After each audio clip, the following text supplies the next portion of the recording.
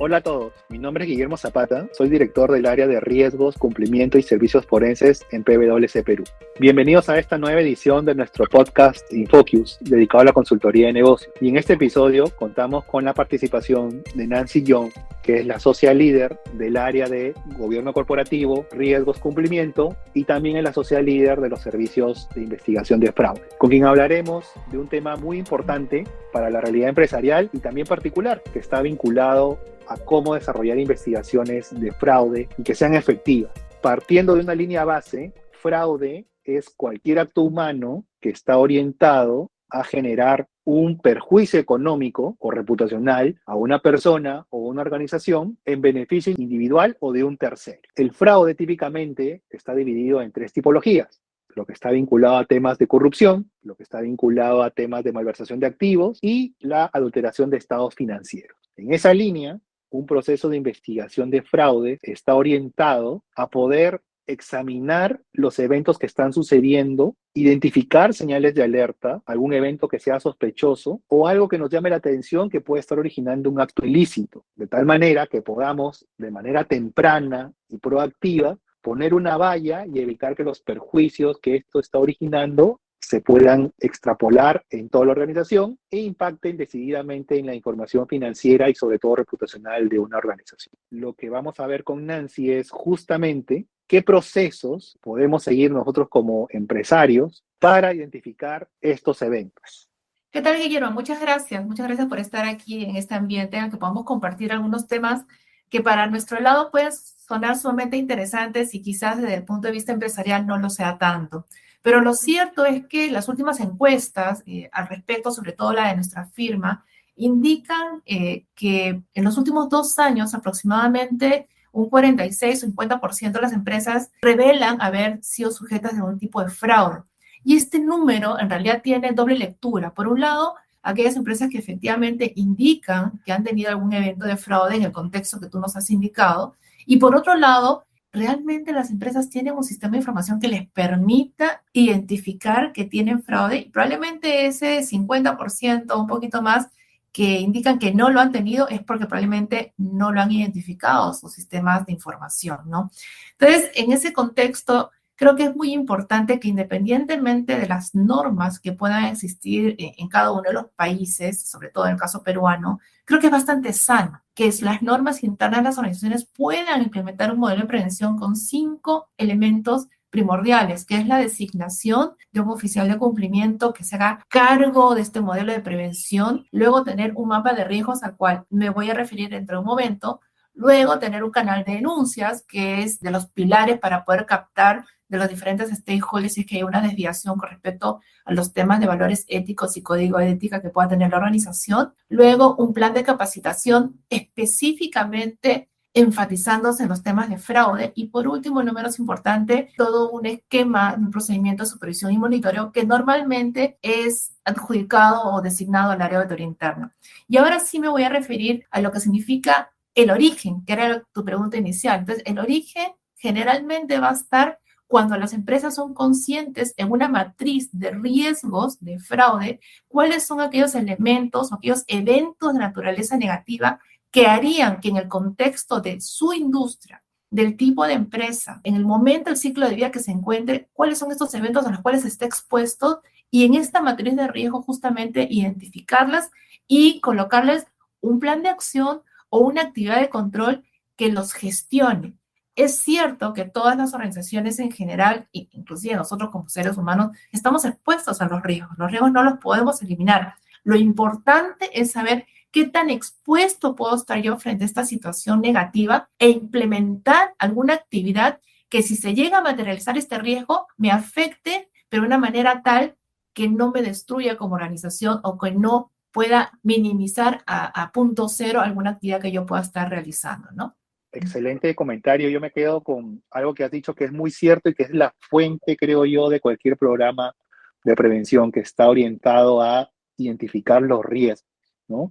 Mucho se dice de tener, sin duda alguna, políticas y procedimientos internos, un manual, un código de ética, pero yo creo que lo relevante acá también es que como empresarios veamos que no solamente generamos ingresos o rentabilidad, sino también que en nuestras actividades del día a día estamos expuestos a estos riesgos y la manera en cómo los identificamos, evaluamos y mitigamos también nos ayuda a poder tener un mejor sistema de gobierno corporativo y un entorno de riesgos y de control interno más adecuado a estas posibles amenazas, ¿no? Yo creo que eso es fundamental. Y en el día a día vemos muchas noticias que son de público interés sobre cómo los eventos de fraude se están destapando con un impacto muy grande en el número de eventos y en las pérdidas que están originando, ¿no? La pandemia ha traído, sin duda alguna, una elevación sustantiva en temas de fraude informático. La pregunta que yo te hago más bien es, ¿cómo podemos generar confianza en nosotros como usuarios,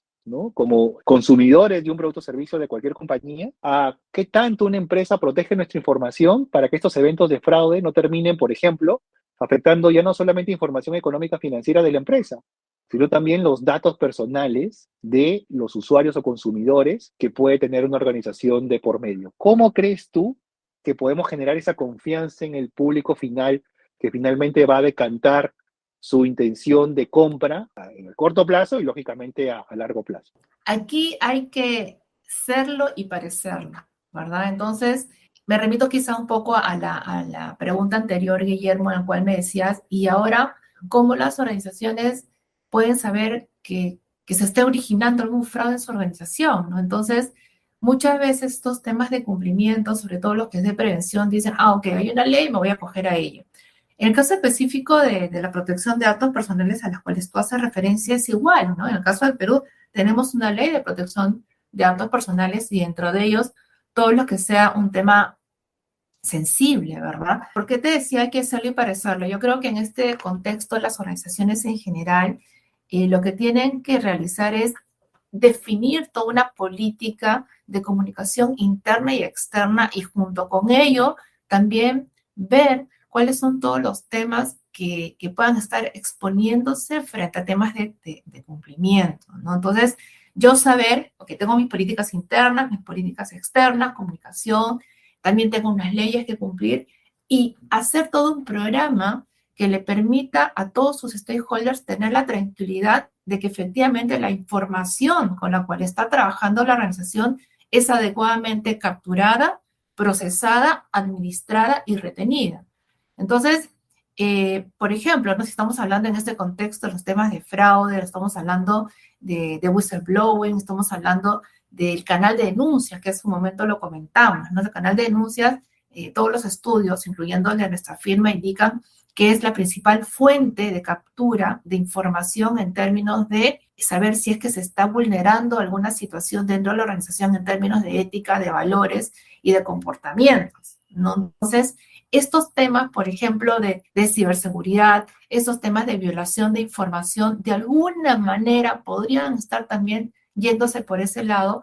Y yo creo que las organizaciones sí deben de tener alguna forma de poder comunicar internamente por un lado, pero externamente también, oigan señores, nosotros administramos la información de esta manera. Recordemos de que uno de los principios importantes dentro de lo que es un gobierno corporativo es la identificación clara de los stakeholders y por otro lado, de la transparencia de la información. Que todos los grupos de interés a los cuales las organizaciones le debemos algún tipo de expectativa de cumplimiento, estamos hablando pues de los internos como los accionistas, directores, colaboradores, los externos, clientes, proveedores, órganos reguladores, la competencia, potenciales inversionistas, la comunidad, todos ellos tienen una inquietud y dentro de lo que específicamente es tu consulta, de saber cómo la información que ha proporcionado a la compañía efectivamente se está tratando de una manera correcta, dentro de lo que se espera y que la información que se está transmitiendo esté de esta manera también. Interesantes reflexiones las que nos transmites, porque justamente hay un proyecto normativo en el Congreso que está vinculado al manejo de estas llamadas no autorizadas o que algunos suelen denominar también como llamadas de spam, ¿no? ¿Quién no ha recibido antes de la pandemia y sobre todo en pandemia este tipo de llamadas? Y hay toda una corriente para poder regular una manera más propicia de establecer un contacto con una persona que no es cliente de la organización. Entonces, los cambios normativos se vienen y mira nuevamente qué tan importante es ver los riesgos a los que estoy expuesto por este tipo de actividades. Y para complementar los comentarios que nos has dejado, si una empresa quiere llegar a tener una certificación de cumplimiento o de antisoborno, un aspecto fundamental es mapear sus grupos de interés. Y eso va de la mano con lo que nos has comentado sobre el nivel de exposición que yo debo tener y qué transparente por temas de gobierno corporativo también quiero ser con ellos, sin duda alguna. Otra pregunta que también es relevante poner sobre la mesa está orientada a cómo el fraude ha aumentado por la comisión de agentes externos, ¿no? En la encuesta de hace 2 años vimos cómo había una ligera inclinación a que el fraude sea cometido por agentes internos. Pero en esta última encuesta y la información que hemos recibido de nuestros clientes también, de manera anónima y confidencial, está vinculada con agentes externos que están incrementando el nivel de eventos de fraude en una organización. Y ante esa pregunta, Nancy, ¿cuáles crees tú que sean las claves para poder responder de una manera asertiva ante estas amenazas que generan estos terceros? Interesante la pregunta. Justamente haciendo referencia a nuestra última encuesta global de crímenes económicos y de fraude, justamente la del 2022, nos hace referencia también a la encuesta del año 2020, ¿no? En la cual por primera vez sale que quien está liderando los perpetradores de fraude son los externos más que los internos. Ahora, esto no quiere decir que el interno no esté cometiendo fraude. Lo que se está indicando es que hay una actuación mucho más activa por parte de los externos. Y cuando hablamos de los externos, evidentemente hay un componente muy, muy relevante relacionado con los hackers, ¿verdad? ¿Por qué? Porque los 2 últimos años lo que nos ha pasado es que la pandemia nos obligó a trabajar en remoto, ¿verdad? Hoy ya, pasados 2 años y algunos meses, estamos viendo tanto a nivel global, regional como local el hecho de ya empezar a trabajar de una manera híbrida. De hecho, en el caso del Perú ya se aprobó la norma de teletrabajo que tiene que estar en vigencia dentro de unos meses, pero es cierto que vamos a seguir trabajando a distancia. Y eso lo que ha ocasionado es que justamente se muestren las debilidades que tienen o han tenido o podrían tener las organizaciones en términos de las políticas de confidencialidad de la información o que probablemente sus sistemas de información no hayan estado adecuadamente protegidos para poder cubrir esta eventualidad de que terceros puedan acceder a estas informaciones y que finalmente se traducen en ciberataques, que hay muchos y en los últimos meses inclusive órganos públicos en el Perú y en la región se han visto afectados en términos de extracción de información y volviendo al tema, datos personales, ¿no? Entonces, cuando estamos hablando de perpetradores externos, también hacemos alusión a la colusión, que es cuando un externo se colude con un interno. Entonces, por lo menos en nuestra encuesta se dice que casi el 70% de perpetradores son entre externos y la fusión entre un interno y un externo. Entonces, ¿te imaginas cómo es que hoy la información de las organizaciones está expuesta? Entonces, nosotros tenemos que remitirnos a los comentarios que hemos vertido hace unos momentos, en los cuales decimos, ok, qué tipo de información captura mi empresa, cómo está es procesada, qué tan custodiada está la información sensible y cómo la retengo, ¿verdad? Y allí es muy importante también saber cómo es que yo como organización puedo tener la seguridad y tranquilidad de que efectivamente todo mi personal lo tiene así de claro. ¿Y de qué estoy hablando? De lo que es la cultura. Una cultura de ética, de una cultura de ciberseguridad. El mejor firewall de una organización somos nosotros. Sí, claro, si el que estuviera escuchándome en este momento que tiene que ver con temas de sistemas, no, Nancy, hay que comprar el firewall no sé cuánto, no, sí, está bien, es correcto. Todos los firewalls, inclusive todas las versiones que van saliendo segundo a segundo. Pero el principal firewall es la cultura organizacional que debe tener toda empresa basada en sus valores éticos, ¿verdad? Pero también una cultura de integridad, una cultura de ciberseguridad y de protección de datos que todas las organizaciones deben de tener. Sin duda alguna, todo lo que tiene que ver con cultura es crítico en la forma como me relaciono con terceros, ¿no? Y para complementar tu comentario, creo que también es hora de que las organizaciones veamos cuál es mi universo de terceras partes, ¿no? En el frente de proveedores, en el frente de subcontratistas, en el frente de intermediarios, distribuidores, franquiciados, licenciatarios, consorciados, ¿no? Alianzas estratégicas que podamos tener porque cada uno de estos grupos me expone a un nivel de riesgos diferente, ¿no? Entonces yo creo que el ejercicio acá fundamental, y te dejo esta pequeña pregunta, ¿cómo deberíamos segmentar a nuestros externos, ¿no? ¿Cuál crees tú que es la mejor forma de poder gestionar estas amenazas que estos terceros nos pueden originar? Depende del tipo de empresa, depende del tipo de industria, cuál es de la organización, porque, valga la redundancia, he dicho creo que 3 veces ya la palabra depende, las industrias son distintas en cuanto a su naturaleza y en cuanto a su forma de actuación. Entonces, nosotros tenemos algunas industrias como, por ejemplo, las de telecomunicaciones, todo el sector financiero, lo que es educación, lo que es salud. Los datos están atomizados y son datos sumamente personales y sensibles. Si yo estuviese hablando de una empresa que pertenece a la industria comercial, a la industrial, a la minera, petrolera, quizás también hay datos, no lo niego, pero son una forma de tratamiento distinto, ¿no? Entonces, yo creo que al final del día de lo que estamos hablando es tener la claridad de qué tan expuesta está mi organización con respecto a la información que yo tengo que estar procesando. Y en ese sentido, si yo voy a hacer un mapeo, ¿verdad? De todos mis stakeholders, y en este caso particular, ¿cuál es el mapeo de mis stakeholders terceros?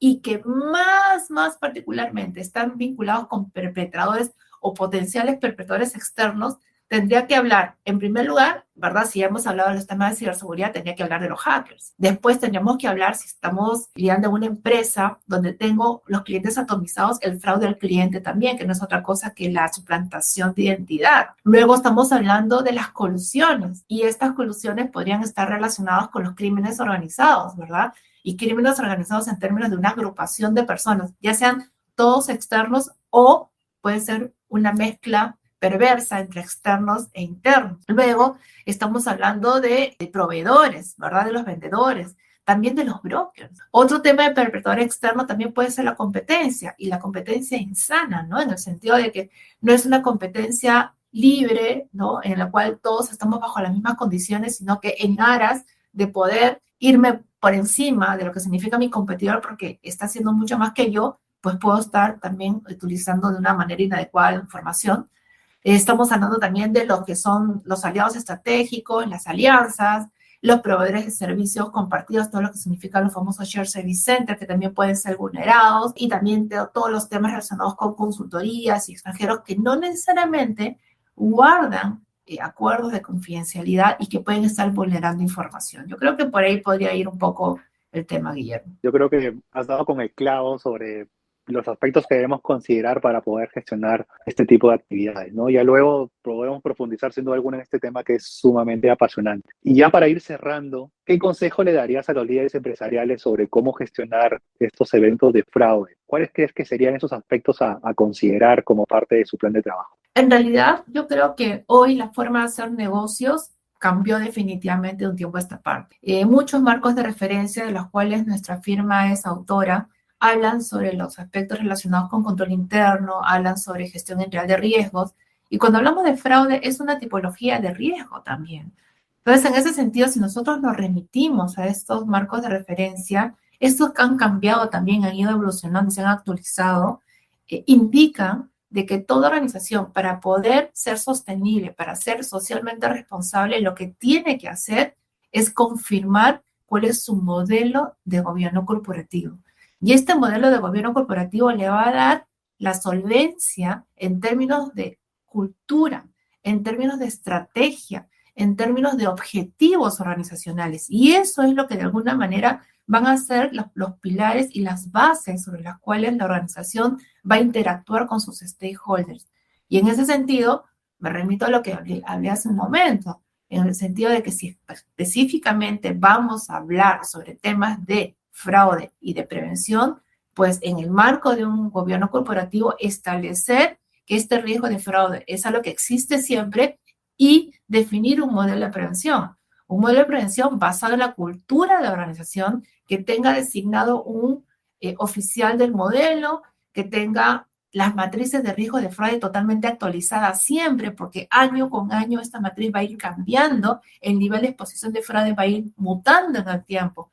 Antes de la pandemia el tema de ciberseguridad no estaba tan presente como lo está ahora. Probablemente ya el presidente de Estados Unidos acaba de decir en estos días de que para ellos ya la pandemia terminó, con lo cual no necesariamente es tan cierto en términos estadísticos, pero probablemente ya estemos por terminarlo, con lo cual los nuevos riesgos van a ir apareciendo también, ¿cierto? Luego tener este famoso canal de denuncia, el whistleblower, después el tema de capacitar permanentemente a nuestro personal de manera íntegra en los diferentes aspectos que cada perfil de puesto requiera, pero también en particular para aquellas áreas de riesgo de fraude más puntuales, hacer capacitaciones específicas y luego monitorear y supervisar el modelo. Yo creo que al final del día es fácil probablemente decirlo, pero bajar a tierra, como un buen socio retirado nuestro decía, a veces hay que presionar con las situaciones de normas, de regulaciones o cuando la experiencia mala te pasó.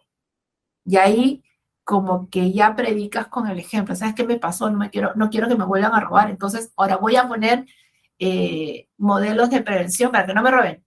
Y no es así. No hay que esperar a que se manifieste el riesgo de fraude para recién tomar acción. Yo creo que lo importante es ser consciente que el riesgo de fraude existe y existirá siempre, y para ello prevenirlo. ¿Prevenirlo para qué? Para que no me afecte como organización, para que no afecte todo lo que estoy avanzando con respecto a lo que yo deseo de mis objetivos estratégicos, ¿no? Yo creo que ha sido un tema sumamente enriquecedor y todos los comentarios que nos has dejado, sin duda alguna, han sido contrastados porque los hemos vivido en algún momento, ¿no? Agradecerte por tu participación. No va a ser la última vez que estemos acá. Creo que este tema da para hablar mucho más, entre muchas de las cosas que han salido en esta conversación. Y a todos nuestros usuarios los invitamos a que nos sigan en nuestras redes sociales, nos hagan llegar sus comentarios, algún tema que quieran plantear, alguna consulta, estamos para escucharlos y será hasta una próxima oportunidad. Gracias, Nancy, y nos vemos hasta la próxima. Hasta luego.